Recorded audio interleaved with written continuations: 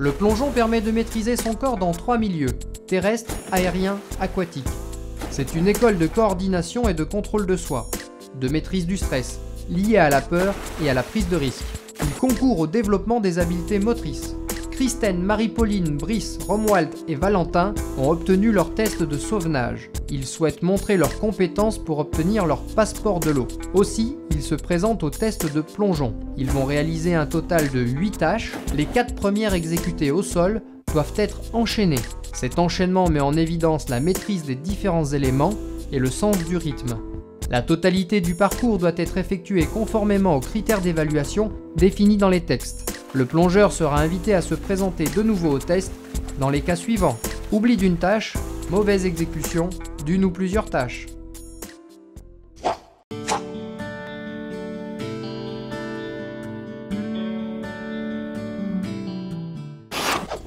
Marie-Pauline se positionne face au tapis de gymnastique. Elle se présente bras en croix, ventre rentré, tête droite, épaules basses, jambes tendues et serrées.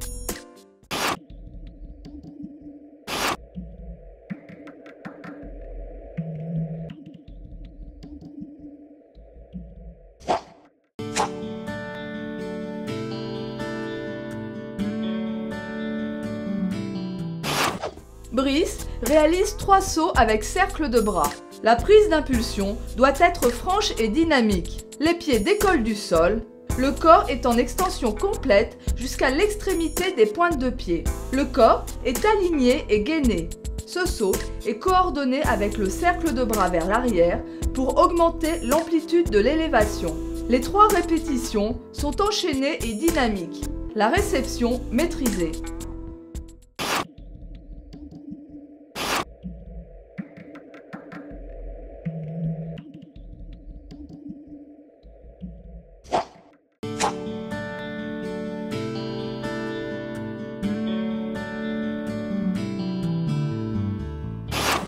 Brice se réceptionne de son dernier saut de façon contrôlée et équilibrée, bras en l'air. Afin de reprendre de la vitesse et de la hauteur, il enchaîne en projetant les bras vers l'avant tout en poussant vigoureusement sur les jambes. Il rentre fortement la tête, menton sur la poitrine, regard dirigé sur le ventre avec l'intention de poser la nuque sur le sol. Marie-Pauline effectue une roulade avant par-dessus un obstacle et se relève par une extension vigoureuse des jambes sans poser les mains au sol et en projetant les bras vers le haut pour enchaîner l'exercice suivant.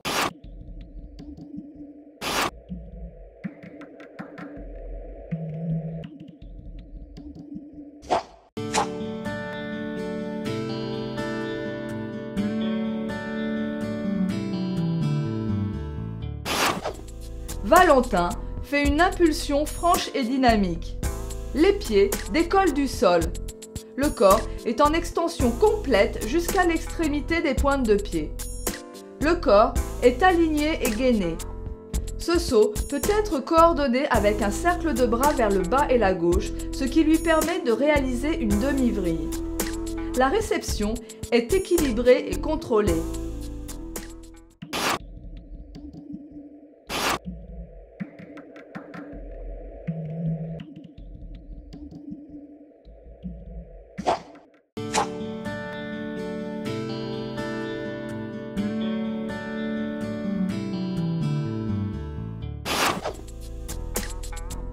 Kristen réalise un saut gainé le plus haut possible en restant bien droit avec un cercle de bras. Les bras remontent à côté des oreilles. Au sommet de sa trajectoire, il groupe vigoureusement, mains s'abaissant sur le tiers supérieur des tibias, pointe de pied en extension. Il entre dans l'eau dans cette position la plus serrée possible. Cet enchaînement n'est possible que si le saut a été droit et équilibré. Il faut contrôler la distance qui doit être à environ 60 cm du bord.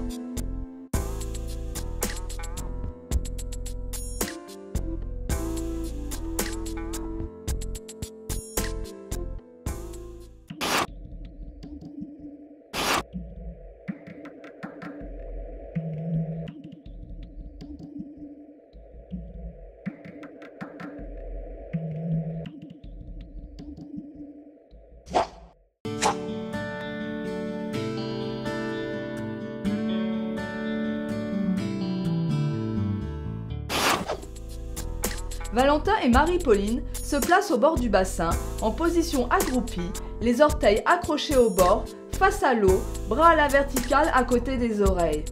Marie-Pauline projette ses bras vers l'avant en rentrant la tête pour amorcer une rotation avant. Elle doit attraper ses jambes en plaçant ses mains sur le tiers supérieur du tibia sans croiser les bras.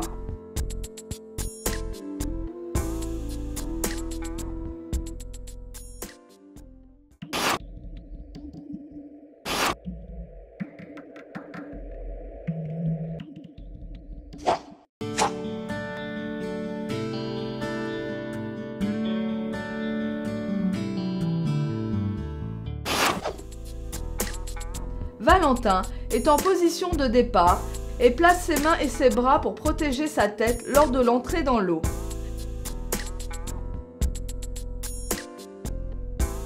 La tête est coincée entre les bras et ne bouge plus. Le corps s'allonge dans l'eau pour aller au fond.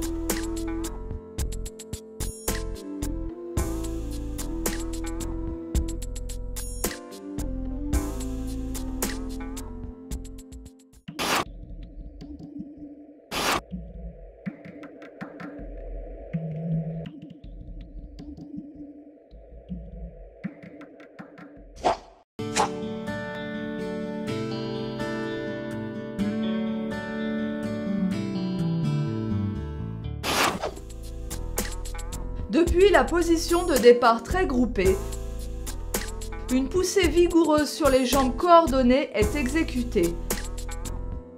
Avec le lancement des bras pour attraper les mains, comme dans l'entrée dans l'eau vers l'avant.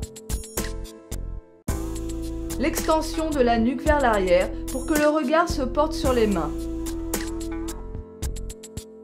Le corps effectue un dauphin arrière sous l'eau.